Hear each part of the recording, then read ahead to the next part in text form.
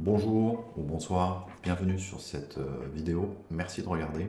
Aujourd'hui, on va s'interroger sur le métavers. Donc, quand on pense métavers, on pense tout de suite méta, Mark Zuckerberg, mais on va voir ici que le sujet est beaucoup plus large que ça et qu'il y a aussi d'autres concurrents dans la course qui sont peut-être dans une autre forme de métavers, mais ils sont là. C'est parti.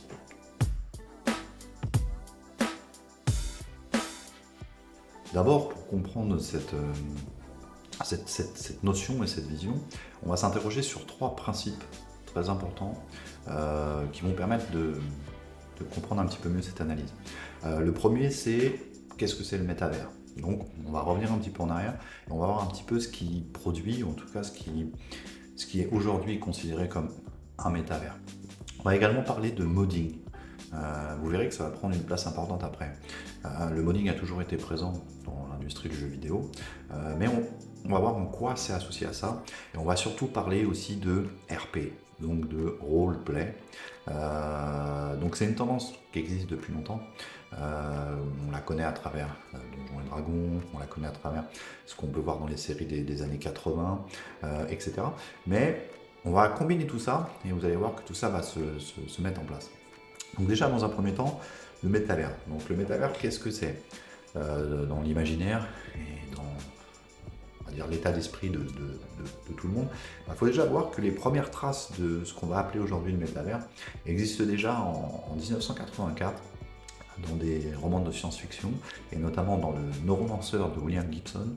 Donc le terme de cyberespace à ce moment-là apparaît et ça décrit un réseau immersif où les humains interagissent les uns aux autres.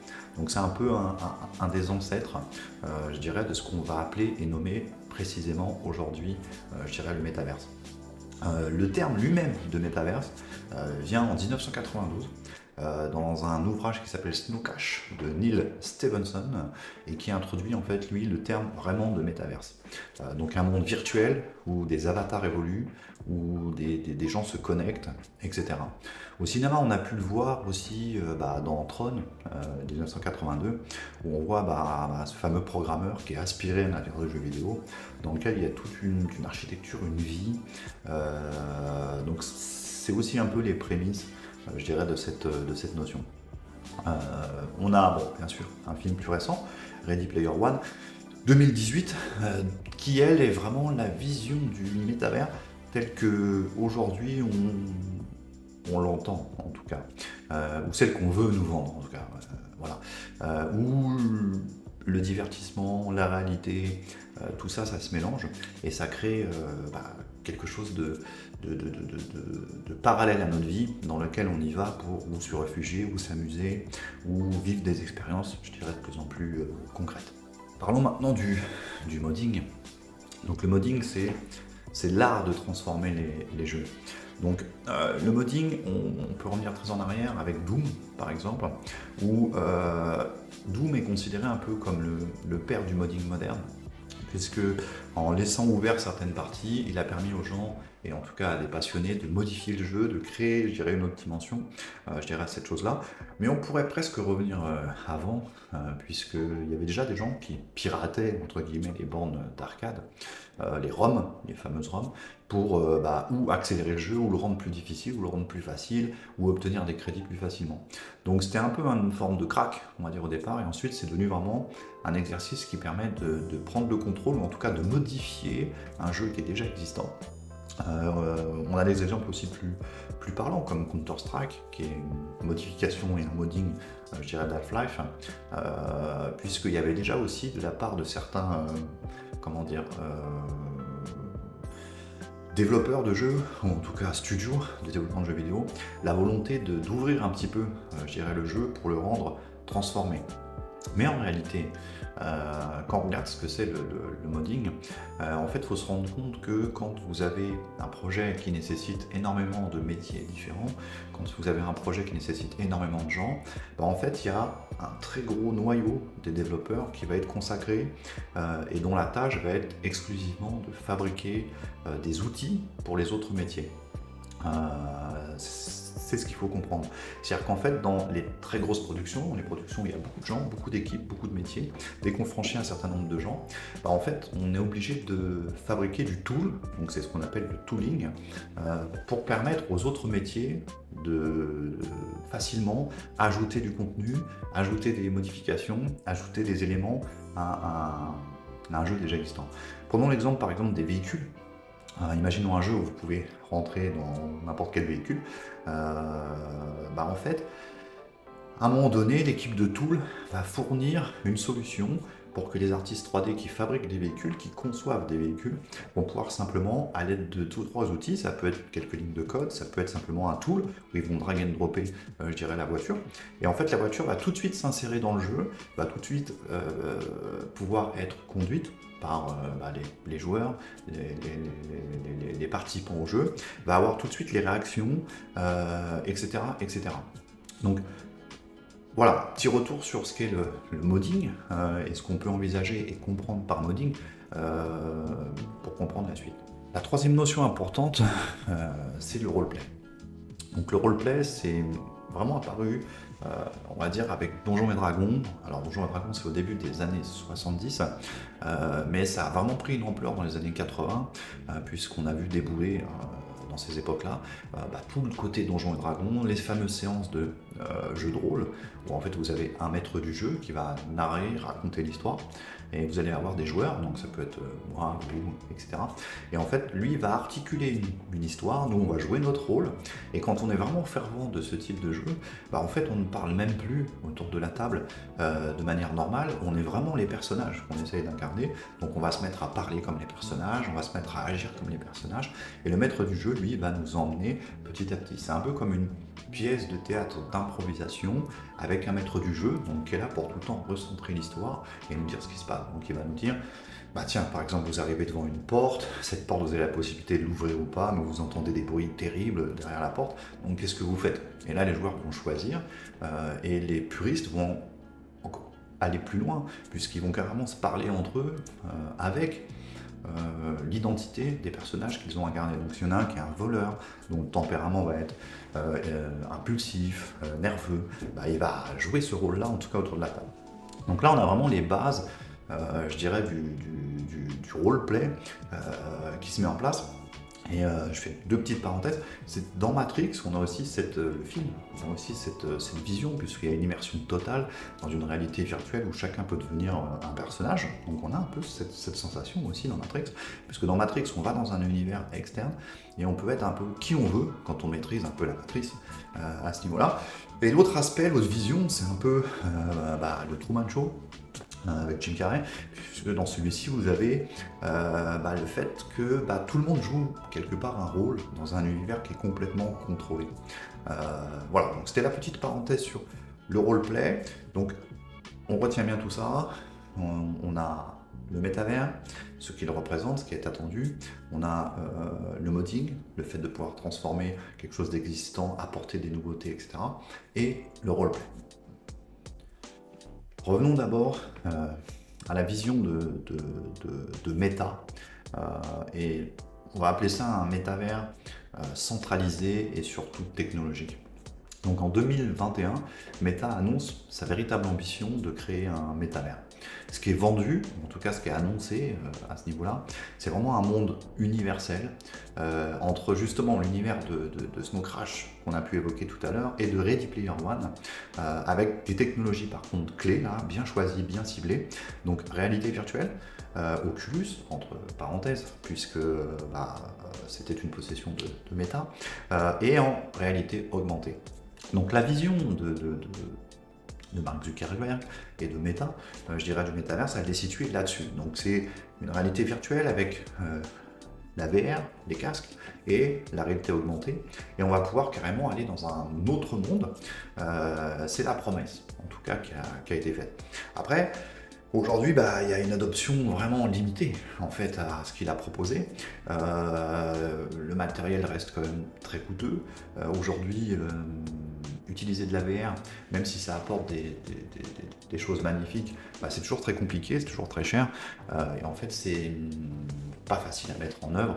Et il suffit je ne sais pas si vous avez testé, mais il suffit que vous ayez joué ou testé les applications VR, au bout d'1 heure, 2 heures, 3 heures, vraiment ça commence à être pesant, puisque vous commencez à sentir la fatigue, c'est pas encore totalement adapté. Donc on est vraiment là dans une recherche d'un métavers solide, technologique, appuyé sur, je dirais, des éléments techniques, fabriqués par, entre guillemets, des ingénieurs, c'est pas péjoratif quand je dis ça, mais c'est la vision en tout cas du métavers de Meta. Elle est présente. Revenons à Rockstar et GTA. Parlons de GTA, mais parlons d'abord du RP dans GTA. Donc qu'est-ce que c'est? GTA 5, lorsqu'il est sorti, proposait déjà un environnement gigantesque, avec plein de NPC, plein de véhicules, vraiment une ville, un univers carrément entier, presque, je dirais, dans lequel vous pouviez évoluer à travers la partie solo, etc. Ensuite, Rockstar a ajouté la partie multi. Donc on a pu à ce moment-là se retrouver à l'intérieur de cette ville, mais avec d'autres joueurs connectés. C'est-à-dire que les NPC qu'on croisait, les autres personnes qu'on croisait, n'étaient plus pilotées par l'ordinateur, par l'intelligence artificielle des développeurs et du jeu, mais c'était des autres personnes. Par contre, on était quand même, je dirais, dans des règles du jeu verrouillées et complètement contrôlées, en tout cas par Rockstar, et en tout cas par le jeu en lui-même, avec les fameux bannissements, etc. Puisque si vous faisiez n'importe quoi à l'intérieur de ces serveurs, je dirais, officiels de GTA, vous pouviez être banni, par exemple pour de la triche, etc. Moi, je me souviens de neveux qui avaient des codes de triche qui leur permettaient de devenir instantanément millionnaires dans le jeu et donc de pouvoir s'acheter les véhicules qu'ils voulaient instantanément sans avoir besoin de se prendre la tête. Mais ils ont été bannis très vite. Ensuite, il y avait des techniques pour ne plus être bannis, etc. Mais j'ai quelques histoires où des gens ont carrément acheté le jeu 3, 4, 5, 6 fois, parce qu'ils ne sont pas bêtes chez Rockstar. Donc forcément, par contre, si vous rachetiez le jeu en entier, en fait, vous pouviez reconstruire, je dirais, un compte, et puis redémarrer, je dirais, les parties. Donc, ce qui va nous intéresser là-dessus, c'est ce qui est arrivé après. Donc, en gros, un serveur, sur ce serveur, vous pouvez faire venir des joueurs, et il y avait les serveurs estampillés Rockstar. Par contre, il y a des sociétés, notamment 5M, société de technologie, qui ont fixé GTA 5 et qui ont, on va dire, offert la possibilité à n'importe qui d'ouvrir un serveur, je dirais GTA. C'est-à-dire que c'est comme si vous créez votre propre GTA 5 à vous, et que vous puissiez faire venir à l'intérieur de celui-ci, à l'intérieur de la partie, les gens que vous choisissez.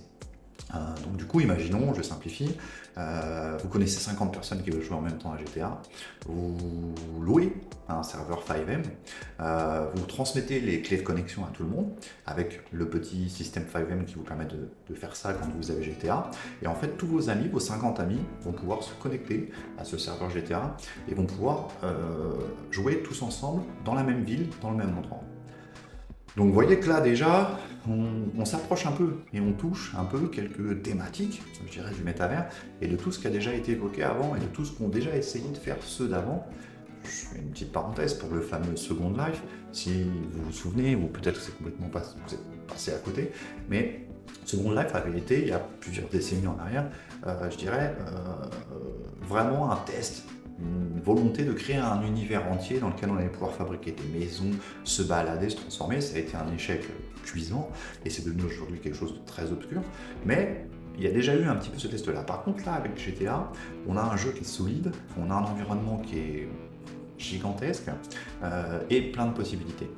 Donc 5M ont apporté ça aux joueurs, c'est-à-dire la possibilité de louer votre propre serveur et de faire venir tout ça. Mais en plus de ça, ils ont apporté tous les outils et toute la possibilité de modding. C'est-à-dire qu'on va pouvoir avoir un serveur GTA, mais en plus, on peut avoir accès à tous les outils qui vont nous permettre de modifier le GTA. c'est-à-dire d'ajouter des véhicules, de modifier le décor, de modifier les positions des objets dans la ville, de carrément créer des nouveaux systèmes, de modifier la vitesse du véhicule, etc. etc. Associer ça à une très grosse communauté de passionnés, et en fait vous avez une pléthore d'outils, une panoplie d'outils qui permettent en fait à tous les passionnés de GTA V et qui sont sur des serveurs FiveM à eux, ou en tout cas sur lesquels ils ont la possibilité de pouvoir intervenir, en fait ils ont tous les outils, tout à leur disposition pour complètement customiser le jeu et l'expérience du jeu. Donc ça c'est cette fameuse société FiveM en premier lieu qui a apporté en tout cas cette mise en place. Ça a été un énorme succès et aujourd'hui vous avez des quantités énormes de serveurs GTA V sur lesquels des communautés viennent se connecter et jouer tous ensemble.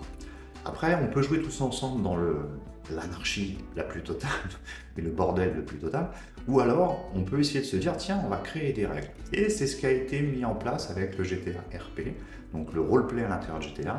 C'est-à-dire qu'en fait il y a certains créateurs de ces univers, de ces serveurs qui ont commencé à mettre des règles, mais qui ont dit voilà, par contre on met des règles, mais les gens doivent jouer leur rôle. C'est-à-dire que si tu es un médecin, si tu es un policier, si tu es un bandit à l'intérieur, je dirais, de ce serveur, et en fait, quand tu parles, parce que dans GTA V, lorsque vous parlez à quelqu'un le personnage que vous interprétez a les lèvres qui bougent, mais en plus de ça, l'autre joueur vous entend à travers votre micro, ce qui veut dire que si on se place de l'autre côté, c'est comme si vraiment le NPC lui parlait.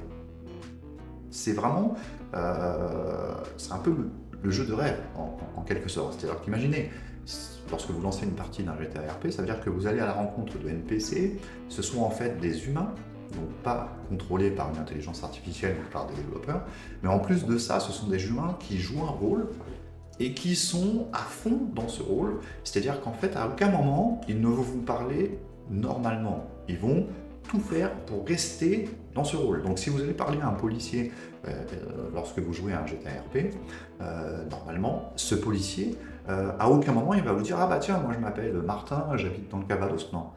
Ce policier va tout le temps vous parler comme un policier, il va vous demander vos papiers, etc. etc., etc. Donc ces communautés ont créé des mécaniques de jeux de rôle poussés vraiment au maximum.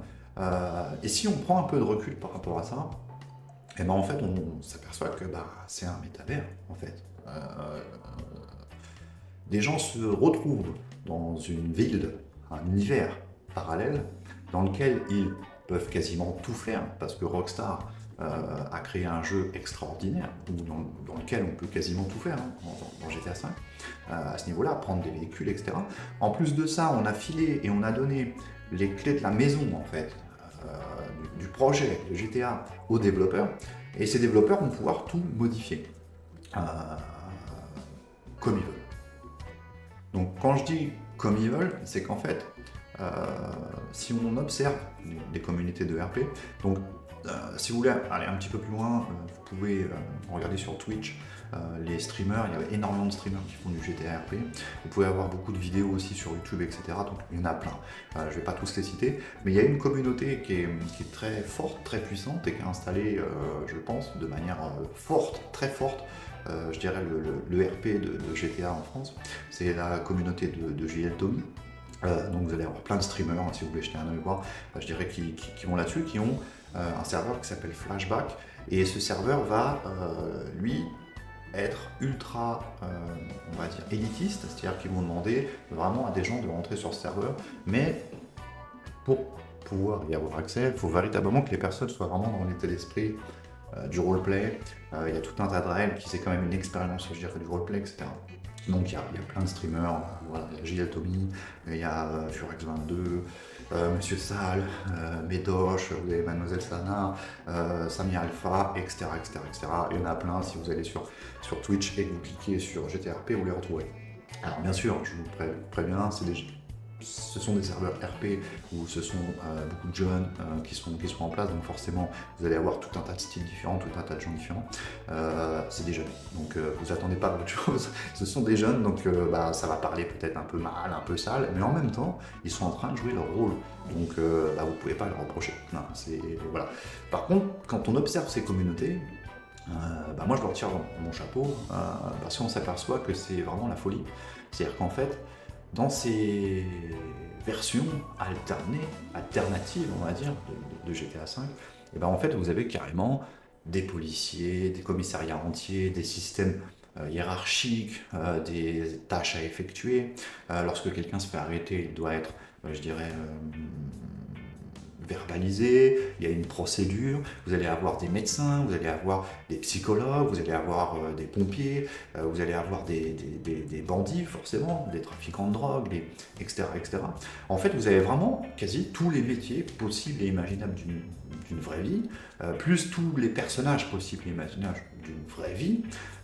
Et en plus de ça, vous pouvez par exemple monter des entreprises. Donc en fait, vous pouvez récupérer une entreprise, je sais pas, un restaurant, les autres joueurs viennent, vont dans votre restaurant, payent, parce que ça aussi c'est fou, mais il y a carrément un système bancaire, c'est-à-dire que vous avez la possibilité d'avoir une carte bleue, de tirer au distributeur, de faire des virements, etc. J'en passe parce qu'il y a tellement de points de détail hallucinants, et je tire mon chapeau, je dis bravo à tous les développeurs, les organisateurs et les fondateurs, je dirais, de ces serveurs RP, parce que c'est un travail colossal. On s'en rend pas compte, et en fait, sans le savoir, ou en le sachant peut-être, en fait, ils sont en train de, pour moi en tout cas, à mon avis, fabriquer une forme de métaverse organique. Et en fait, tout ce que Zuckerberg et Meta nous ont promis, en fait, ces communautés-là le font déjà. Alors pourquoi on arrivait à dire Meta contre GTA? Tout simplement parce que Rockstar a racheté 5M. Donc, pourquoi ils l'ont fait? Tout simplement parce que la communauté RP, la communauté roleplay, a pris une dimension tellement énorme qu'en fait, Rockstar, avec les moyens qu'ils ont colossaux, se sont dit on peut pas passer à côté, et donc du coup ils rachètent tous les gros acteurs du GTA RP. Bien évidemment, c'est fait juste avant, je dirais, la sortie de GTA 6.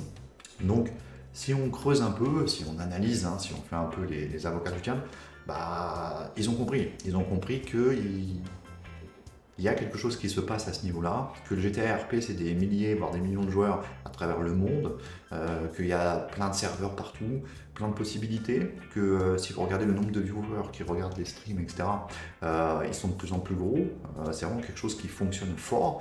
Vous-même, vous pourrez peut-être tomber dans le piège. Moi, j'ai regardé pas mal de fois, je dirais, ces GTA RP, et j'avoue que parfois, on est à fond dedans. On se dit, wow, c'est comme si je regardais un film, sauf qu'en fait, c'est des acteurs qui improvisent en temps réel. Et en fait, Rockstar ont très bien compris ça. Donc le fait que Rockstar comprenne ça, le fait que Rockstar rachète les acteurs, dont 5M, qui étaient les principaux, on va dire, fondateurs de cet état d'esprit GTA 5, GTA RP, ça fait se dire quand même que il se passe quelque chose, et que pour GTA 6, et en tout cas peut-être pas à la sortie instantanée, mais derrière la sortie de GTA 6, en fait il va y avoir des très grosses évolutions, je pense, du RP. On sait que Rockstar a toujours été ultra conciliant avec le modding, mais comme je le disais tout à l'heure, c'est parce qu'en fait ils livrent quasi l'intégralité des outils de production qu'eux-mêmes ont fabriqués pour les gens en interne chez eux, parce que quand vous utilisez un système de modding pour GTA 5, il faut bien comprendre qu'en fait vous utilisez exactement le même outil qu'a pu utiliser un level designer, un sound designer, un game designer lorsqu'il travaillait sur GTA 5 chez Rockstar. C'est exactement la même chose. Voilà, donc deux puissances face à face, sans que ce soit une guerre déclarée, puisqu'elle n'existe pas, c'est moi qui l'ai, on va dire, sous-entendu à ce niveau-là. Mais d'un côté, on a le projet d'un métavers ultra structuré, ultra mécanique, ultra technologique, avec du support. Et de l'autre côté, on ne peut pas se dire que c'en est pas un. De l'autre côté, on a un métavers qui est là, mais qui est complètement organique. C'est-à-dire qui est fabriqué intégralement, je dirais, par les joueurs, les passionnés, les développeurs passionnés, les modeurs passionnés, etc. Et si on se projette, soyons honnêtes, soyons très honnêtes. Si on se projette, si demain GTA c'était pas une ville mais la planète, bon, avec des milliers et des millions de villes, plus des millions de NPC, bah en fait, on est dans un métavers. Il n'y a pas d'autre terme.